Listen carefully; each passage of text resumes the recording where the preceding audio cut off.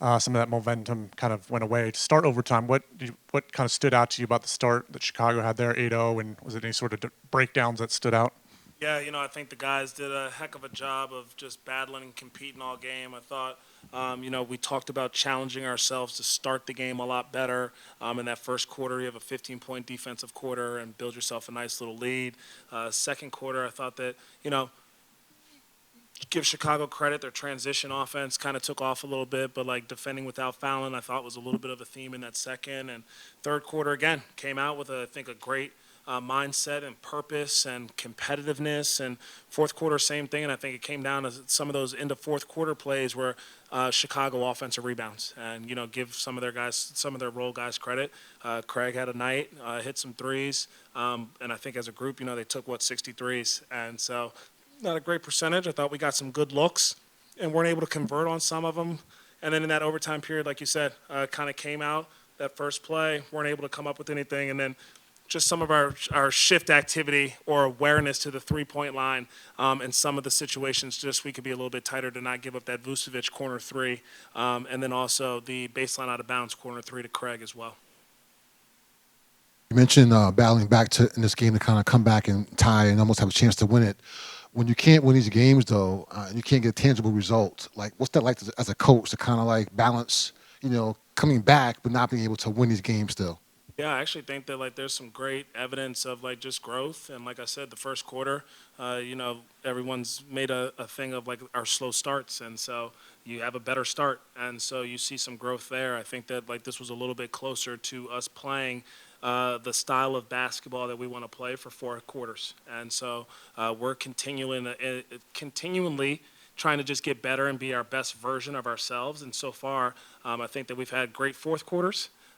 We've today had a good first quarter, better fourth quarter, and now you just got to piece it together where you're putting together a complete game.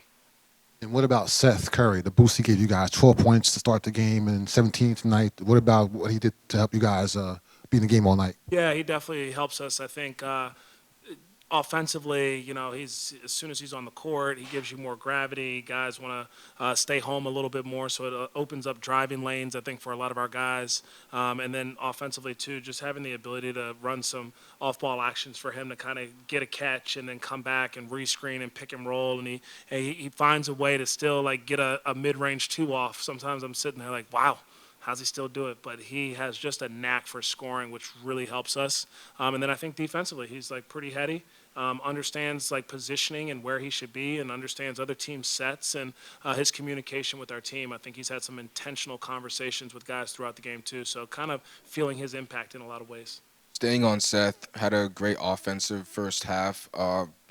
Like you said, the kind of very short version of he lost it a little bit in the inbound, allowed for Torrey Craig to have that three. Even though you guys aren't able to pull those out, how much do you stress to the team that those small plays, those 3 seconds, 2 seconds not being aware can still impact the games? Yeah, we cover that a lot. We'll continue to kind of preach it and learn from it and show film and continue to talk about how small the margins are. We're in a lot of these close games, and they come down to anywhere between 1 and 3 possessions or something, and we can tighten up a lot of these mistakes. But I think it's at a certain point the mistakes have to be corrected, and we're just not seeing that, I think, for a full game yet.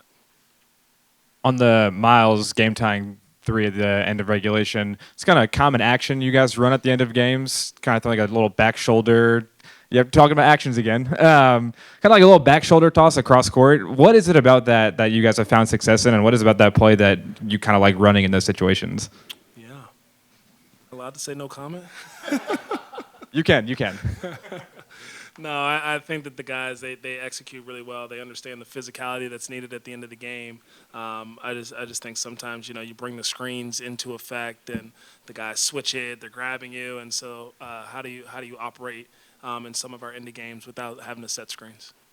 And staying on that last possession, you guys got 2 shots at the end there. Miles took one, obviously got another chance. What goes into that knowing he hadn't had that hot hand from 3 most of the night? Yeah, it's just a trust and a belief in him, trust and belief in the whole group. It's stuff that we work on. So I feel like they're prepared to execute it, which they did today. And, we talk about if they do something and they maintain, it's going to look like this. And if they read it, it's going to look like this. And to see them go to the court and Miles is talking it through about, hey, be ready for them to switch it. This look's going to be kind of open, and he's making eye contact and talking to us. So I think that's really cool. And it just shows the trust, the belief, I think, in all 5 guys on the court and the whole team. So just excellent end-of-game execution and belief in what we're doing. A few games ago, you talked about wanting to play players who embody the standards that you have, and you mentioned saying that everyone's done it, but you've seen it in spurts. You want to see it consistently. Can you talk about KJ just in that first quarter coming in, giving you guys a spark, and allowing you guys to punch first is what you said you guys need to do as of late? For sure. And, really proud of him, proud of the Swarm. They've been kicking butt, and I think Coach Baker and his staff have done a really good job developing talent and creating an environment of being obsessed with daily improvement and competitiveness and togetherness. And so it's been fun watching the Swarm play and watching KJ play with the Swarm and taking the player development things that we talk about, emphasis for his growth. And he's got to pick up. He's got to have an impact. He should watch guys like TJ McConnell when they come in the game and they're picking up full court and they just find a way without having to score all the time of just impacting the game and impacting winning.